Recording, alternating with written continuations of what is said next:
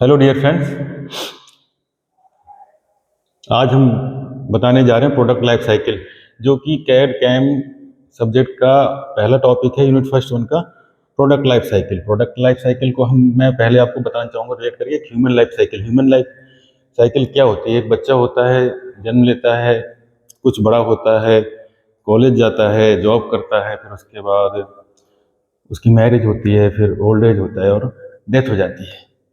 तो ये इसे क्या कहते हैं? ह्यूमन की लाइफ साइकिल, बचपन से लेके आखिरी तक की। ऐसे ही हमारा प्रोडक्ट होता है, प्रोडक्ट इंडस्ट्री में मैन्युफैक्चर होता है, ठीक है, उसकी सेल्स होती है, एडवर्टाइजमेंट होता है।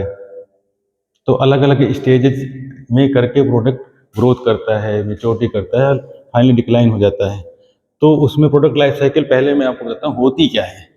Product life cycle is the length of time from A product first being introduced to consumer until it is removed from the market।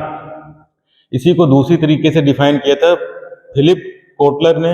उन्होंने ये कहा कि the PLC is the product life cycle is an attempt to recognise distinct stages in the sale history of the product.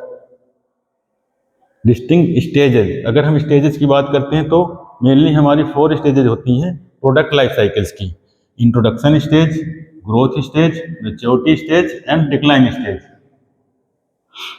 Introduction stage में क्या है? जैसे कोई product नया मार्केट में आया तो उसको हम कैसे सेल करेंगे? उसको सेल करने के लिए कुछ मेन पॉइंट होते हैं। Product is introduce in the market, उसकी सेल क्या होगी? वो लो होगी आपकी। प्रॉफिट जो होगा नॉन एग्जिस्टेंस होगा। हैवी एक्सपेंसेस होता है इंट्रोडक्शन करने में प्रोडक्ट के लिए। और इनोवेशन कस्टमर कि मतलब कुछ ऐसे कस्टमर होते हैं कि कोई नया प्रोडक्ट आया, चलो जी उसको ट्राई करते हैं मार्केट में, उसकी कॉस्ट भी कम होगी, क्वालिटी भी अच्छी होगी। तो कुछ कस्टमर्स ऐसे होते हैं कि नए नए प्रोडक्ट को उनको ट्राई करते हैं।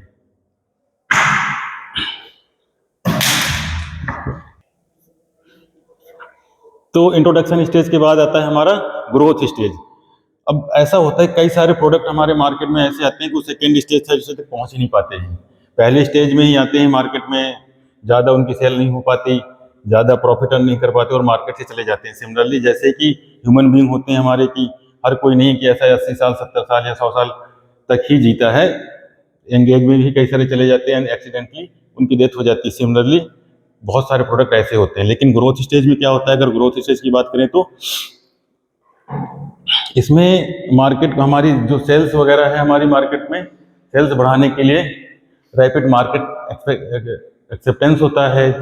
इस पे हम उसमें कि बहुत सारी कंपनियां क्या करती हैं कि प्रोडक्ट की जो कॉस्ट होती है उसको कम कर देते हैं, क्वांटिटी को इंक्रीज कर देते हैं, प्रॉफिट जनरेट होना हमारा इसमें चालू हो जाता है। नंबर ऑफ कस्टमर इंक्रीज करते हैं। इंक्रीज तभी करते हैं जब हम उसकी कॉस्ट को थोड़ा कम कर देते हैं, एडवर्टाइजमेंट ज़्यादा कर देते हैं, क्वांटिटी ज़्यादा कर देते हैं, तो हमारे कस्टमर बढ़ जाते हैं। और तो उससे क्या रिजल्टेंट होता है कि हमारी सेल्स भी हमारी इंक्रीज कर जाती है।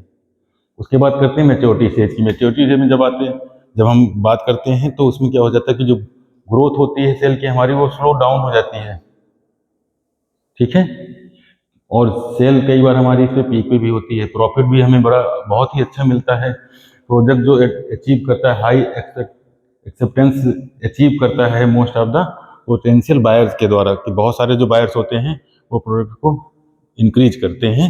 और लास्ट स्टेज जो होती है हमारी, वो डिक्लाइन स्टेज होती है, कि यहाँ पे प्रोडक्ट की मार्केट से आउट हो जाता है, सेल डाउन हो जाती है और नंबर ऑफ कस्टमर भी हमारे कम हो जाते हैं। तो धीरे धीरे करके प्रोडक्ट की जो सेल होती है वो कम हो जाती है, लाइफ साइकिल बंद हो जाती है और नॉर्मल स्टेज पे आ जाते हैं।